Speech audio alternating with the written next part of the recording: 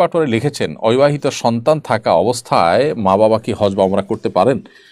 অনেকে বলেন সন্তানের বিবাহ না হলে বাবা মার হজ কবুল হয় না, এটা কতটুকু সঠিক? আমি বিবাহিত কিন্তু আমার মা বাবাকে ওমরা বা হজ করাতে চাই, এক্ষেত্রে তাদের হজ আল্লাহর কাছে কবুল হবে কিনা?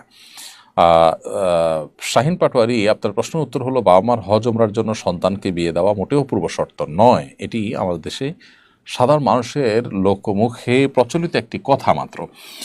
আসলে কোন সন্তানের কখন বিয়ে হবে না হবে, আদৌ হবে কিনা আল্লাহ তাআলা ভালো জানেন।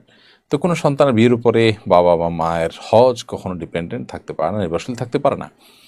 এমনকি সন্তান যদি একাধিক থাকে এবং তারা যদি ছোট থাকে, তাহলে সেক্ষেত্রে একই কথা প্রযোজ্য হবে যে সন্তান যদি আজীবন তারা যদি অবিবাহিত থাকেন, তাহলে কি বাবা মাকে হজে যাবেন না?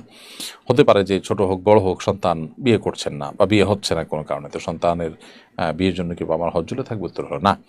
হজের সাথে আসলে সম্পর্ক হলো আর্থিক সঙ্গতির। কারো আর্থিক সঙ্গতি আছে, তিনি হজ করবেন, আর্থিক সঙ্গতি নেই, তারপরে হজ ফরজ হবে না।